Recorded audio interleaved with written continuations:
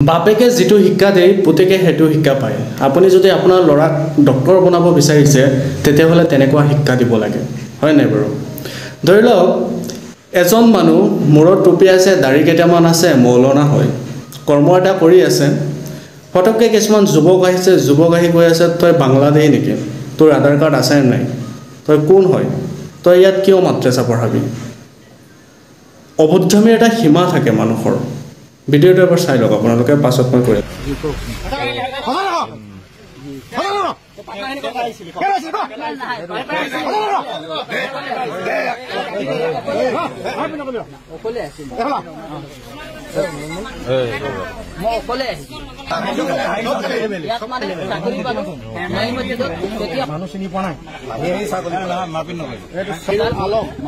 ঠিক আছে আপোনাৰ আধাৰ কাৰ্ড কেখন আছে মোক সেইটো কওক আধাৰ কাৰ্ড এখনে আছে কিমান চনত বনাইছিলে